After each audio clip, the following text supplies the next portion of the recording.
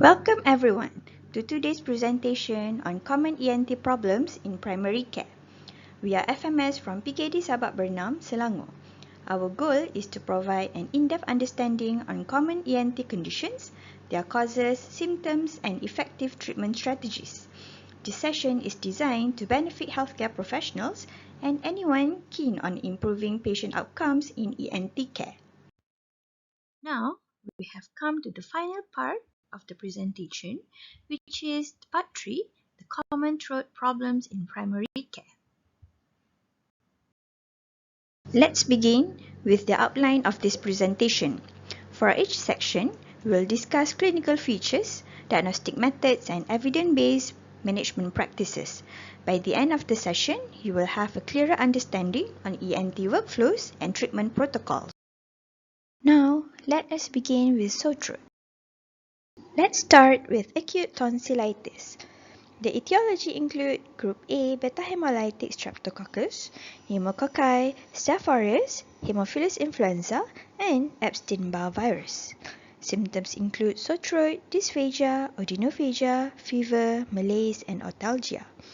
Signs are enlarged inflamed tonsils with or without exudates, painful cervical lymphadenopathy, strawberry tongue, rashes for scarlet fever, and palatal petechiae for infectious mononucleosis. Complications may involve peritonsillar abscess, retropharyngeal abscess, and immune complex disorders like acute rheumatic fever and acute glomerulonephritis.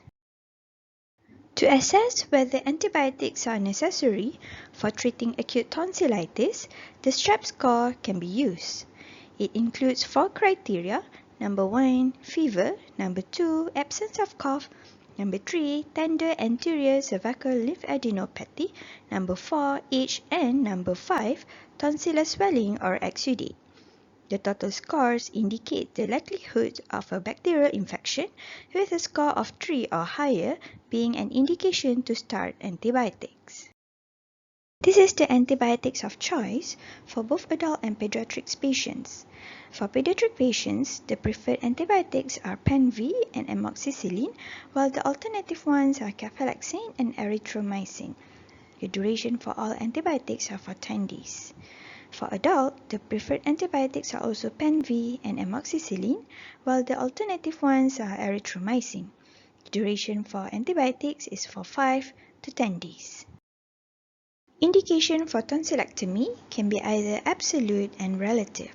Absolute indication when there is evidence of malignancy or upper airway obstruction. The relative indications for tonsillectomy can be categorized into toddler or preschool age, school age, and severe complication. Factors such as tonsillar hypertrophy, recurrent tonsillitis, and severe complications include parapharyngeal and retropharyngeal abscesses may necessitate the procedure. A retropharyngeal abscess is a deep neck space infection in the retropharyngeal area, commonly caused by bacterial infections following upper respiratory infection, trauma, or nearby infections like tonsillitis. Clinical manifestations include fever, irritability, and lethargy in children.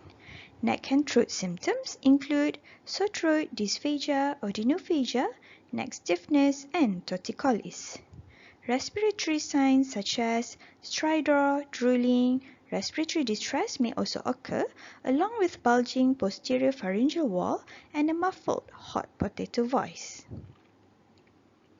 Diagnosis involve clinical examinations and lateral neck X-ray showing widened prevertebral space.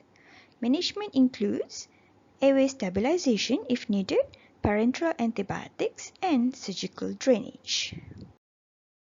Peritonsillar abscess is a pus-filled collection in the peritonsillar space, often arising from untreated or poorly managed tonsillitis. It commonly present with severe unilateral sore throat, dysphagia, odynophagia, trismus, and a muffled hot potato voice. Physical signs include swollen, erythematous tonsils, uvular deviation to the opposite side, and tender cervical lymphadenopathy. Diagnosis is primarily clinical, with visual inspection revealing tonsillar asymmetry and uvula deviation. Management involves hospital admission for parenteral antibiotics and surgical drainage. Supportive care includes pain management and hydration, and a tonsillectomy may be considered for recurrent abscesses or chronic tonsillitis. Let us move on with Stridor. Stridor in children is categorized based on its location and timing in the respiratory cycle. Inspiratory stridor is caused by obstruction above the vocal cords, commonly seen in conditions like laryngomalacia, croup, or foreign body aspiration. Expiratory stridor occurs due to obstruction below the vocal cords, typically caused by bronchiolitis, asthma, and tracheomalacia.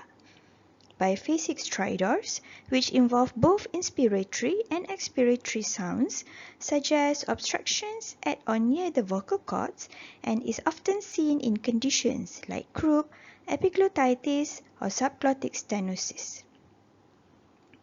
The type of stridor helps to determine the location of the obstruction and guide us with the treatment. Epiglottitis is a severe, potentially life-threatening inflammation of the epiglottis, often caused by bacterial infections leading to airway obstruction. The most common etiology is Haemophilus influenza type B. However, it has been relatively uncommon now due to vaccinations against HIV. Clinical features include fever, severe sore throat, dysphagia, drooling, muffled voice, stridor, and respiratory distress. Children may develop a tripod position to ease breathing. Management includes airway assessment and intubation for airway protection, intravenous antibiotics, supportive care with oxygen, and hydration. Vaccination against HIV is the key for prevention. Early diagnosis and treatment are crucial to prevent severe complications.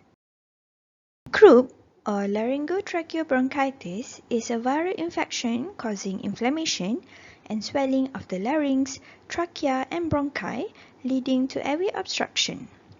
It typically affects children aged 6 months to 3 years old. Early symptoms include low-grade fever, nasal congestion, and rhinorrhea, followed by a characteristic barking cough, inspiratory stridor, and hoarseness. Severe cases may present with respiratory distress. Diagnosis is primarily clinical, but a lateral neck X-ray may show the stipple signs, indicating subglottic narrowing and helping differentiate croup from other conditions like epiglottitis. Croup progresses through stages. Mild cases involve a barking cough with stridor on excitement. Moderate cases show stridor at rest with mild to moderate respiratory distress. And severe cases present with prominent stridor, severe respiratory distress, and cyanosis. Management of croup varies by severity.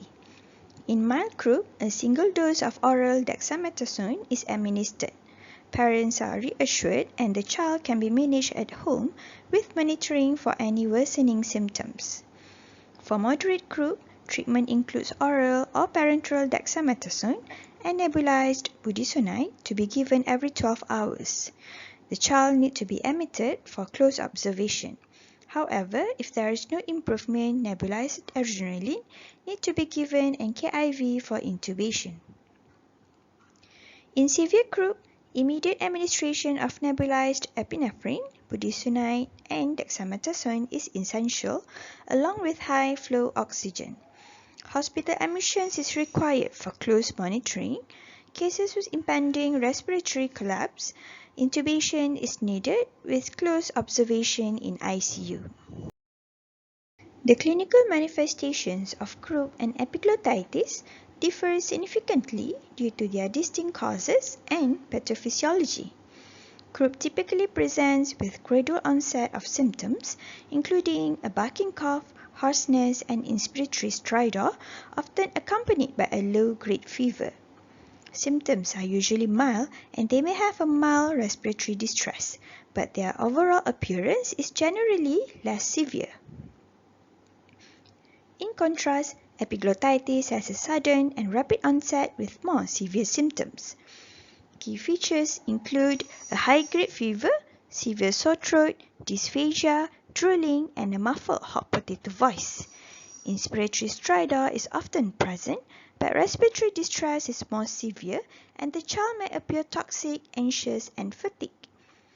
Children with epiglottitis frequently develop a tripod position to ease breathing and show significant discomfort. These differences in clinical presentation helps to distinguish these two conditions and guide us with proper management.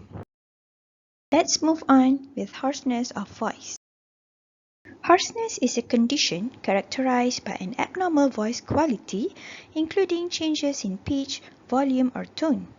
It occurs due to disturbance in the normal vibration of the vocal cords, often caused by inflammation, structural abnormalities, or neuromuscular dysfunction of the larynx. There are multiple types of voice quality which link to a different diagnosis. Upon assessment of hoarseness of voice, several red flags are vital to be detected, which are significant smoking history, otalgia, odynophagia or dysphagia, stridor, hemoptysis, constitutional symptoms, and neck mass. Referral to ENT is indicated with any of these red flags are present. For those with no symptoms of red flags, further history to assess on symptoms of voice overuse, laryngopharyngeal reflux, recent URTI, and steroid inhaler usage needed to be done and managed accordingly. Reassessment will be done after 6 to 8 weeks. If symptom persists, a referral to ENT is indicated. Next, we look at foreign body section. The foreign body occlusion can be either partial or complete occlusion. In partial occlusion, there will still be signs of coughing, gagging, and throat clearing. While for complete occlusion, a person most of the times is already in a respiratory distress, inability to cough or speak, and sometimes unconscious. The ultimate goal is a prompt endoscopic removal under conditions of maximal safety and minimal trauma. However, an immediate life-saving management is required too. For infant less than 1 year old, a back blow and a chest thrust is indicated, while for bigger children, a gentle abdominal thrust while supine is indicated. For adult, a Heimlich maneuver is indicated. If all these methods failed, removal of foreign body via laryngoscope and bronchoscope is mandatory. We have come to an end of our lecture, The Common ENT Problems in Primary Care. We personally hope this lecture would bring benefit to you. Thank you for listening.